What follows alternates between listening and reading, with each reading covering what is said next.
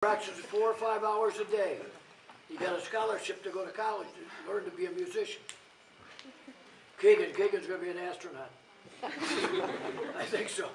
I tell him that. My granddaughter has a doctorate in physical therapy. She taped one of my boys today. She wrapped him up so he could play. And I've shared my team with my family. My oldest daughter, she took one of my boys to the hospital to get him x-rayed. In fact, it was a young black boy that needed to have an x-ray. He couldn't believe that I would let my daughter take my car and take her to the hospital to get an x-ray. And I said, it didn't matter, it doesn't matter. I've never been able to see color in my life. I was the first football player at Syracuse to room with a black boy. Coach Schwartzwalder called me in the office when I was going to go home for the summer, and he said, Coach, he said, no, he said, Doug, he said, would you do me a favor? I said, certainly. When he said, the community and the things are getting upset because all the black kids room together and all the white kids room together. Well, he said, I'd like to have you room with Stoney. And Evita Stone was our kicker. Stoney and I were best of friends. We roomed together for 2 years. And we started to mix, black and white kids together. And I've never known a color, so it doesn't matter. You put your football helmet on, and if you got a dark enough thing, I wouldn't see you anyway.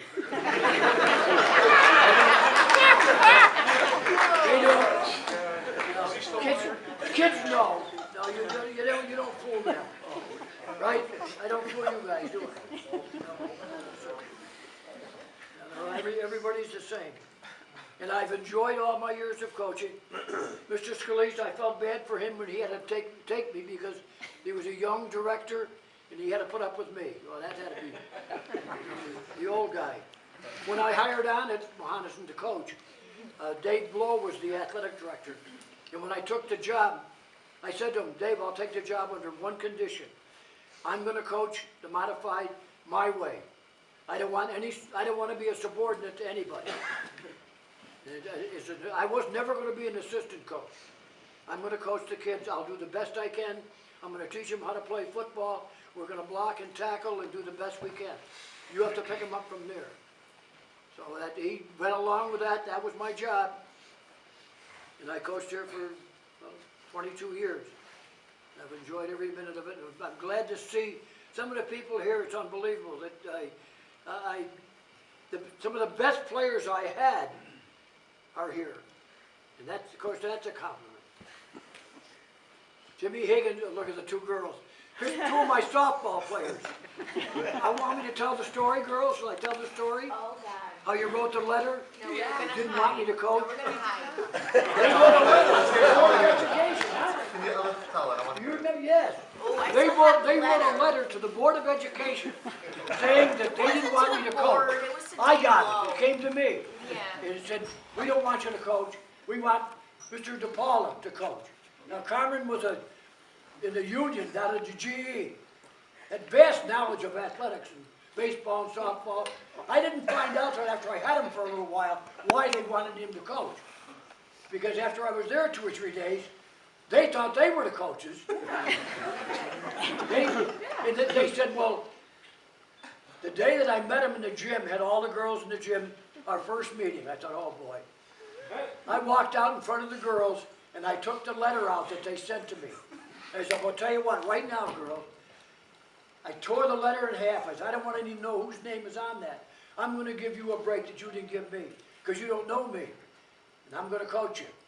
And I coached him, and we did well. I could never get Kim to play shortstop, but she was a second baseman, she told me. Julie played center field. I wanted her to be the shortstop. Didn't matter. I had a great, but I don't remember. They tell me that I promised them that I would come back for another year after I coached. I was pitching to them because I was a fair softball pitcher. I pitched to them every day so they could bat. I slipped in the mud and ruined my hip, so I had to have a hip replacement. And they thought I should come back with the hip replacement and still coach more. But we went to the sectional the first where we coached. They would second guess me for the first week. After that, they didn't bother. Because it was an amazing story. Kim was involved in this. Kim's father was a very knowledgeable person in softball and things like that. And he told her, I wonder what the lineup for the first game. She handed him the lineup that I had it put in for the first game. He read the lineup and looked him down. He looked at Kim and he said, Kim, that's the same lineup I would have put in. So he said, he figured he knew, yeah, I thought he knew what I knew what I was doing. Well, we had a great time. Yeah, and I enjoyed working with the girl. Julie kept busting me about her father. Her father was my quarterback and played for me. She said, I should sue you for paddling my father. I paddled his hind end a few times. Back in those days, I don't know if it was no good or if it was good. We were allowed to beat kids and things like that. I did too. You did? I paddled Steve behind me. You had one kid said that was a status symbol. Yeah. If you didn't get paddled, you were nothing. That's right. Bend over and touch your toes. I never did it being mad at somebody. I just did it, that's all. It's not a pleasure. That was it. As I said, I never was bitter about anything I ever did in coaching. If you didn't play well, you're going to hear it. Don't worry, I would tell you. If you played good, you heard that too. Sometimes you don't come to play. You better be ready to accept that in athletics. There are days it doesn't matter. Things just don't work out. You don't play. We did not have a good day today. It was cold. I think the kids were apprehensive about playing the last game, my last game and thing, and they might have over-tried. They might have tried too hard. I would never begrudge them. That doesn't mean a thing. Win or loss, it doesn't matter one bit. That was our last game, that's all. We could have won it, and that would have been wonderful, and we lost, so that's the way it worked out. I don't want you kids to feel bad at all, any of you kids that played. Our undefeated season, right, Tim? We smoked a cigar in the bus on the way back. I didn't even smoke anymore. I quit smoking 20 years before that. They said, Coach, you got to smoke. I said, Bobby Newberry smokes a cigar, I'm going to smoke a cigar. Al Skinner, they don't believe about Al Skinner. Al was hurt so bad that he could hardly get on the field, and all of a sudden I look up and he's on the field. And he's not supposed to play. The doctor told me he couldn't play. Higgins says to him, you're playing anyways. He threw him a touchdown pass. Al had to stagger into the end zone to get the ball. We scored. Right, Ted? We scored. That was a great group. But they were Draper kids. I coached Mr. Gallo. Mr. Gallo was the athletic director at Chalmont. Mr. Gallo played football for me. In fact, he has a famous thing about him.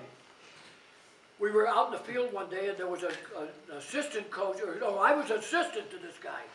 And we're on the field, and something was going on, and I did something, I said something or corrected something, and he corrected me. Mr. Gallo, who was playing fullback for me, stepped forward, and he said to him, you know, Coach, I want to tell you something. He said, this man has forgotten more about football than you'll ever know. He told the coach that. Come to find out, well, of course, his father was Vince Gallo, who was a coach at Chalmont, and John was a subordinate. And now he's an athletic director at Chalmont. It's just, all the people in my life that I have associated with, it's all been through football, the whole thing. My good friend just passed away 2 weeks ago, Al Davis, the owner of the Oakland Raiders. Al was a personal friend of mine. We roomed together my sophomore year. He stayed for summer school at Syracuse. Was a Syracuse graduate. It's just, and of course you all knew I coached the baseball pitcher, the Yankee baseball pitcher, Bill Stafford. I went out and buried him a couple of years ago. We went to Detroit, and Billy was how many people ever get a chance to coach a major leaguer? I didn't teach him anything. No, you don't teach him something. He could throw the ball when I got him. I had to tell him not to throw so hard. I didn't want to ruin his arm. But it's just been a wonderful, that's all part of my coaching career, things like that. I saw Matt Miller today. Oh my God. We put the ambulance on the field 4 times over at Waterville. Waterville, yeah. Huh? Yeah. 4 times, right, Coach? Yeah. I said, Matt, you're gonna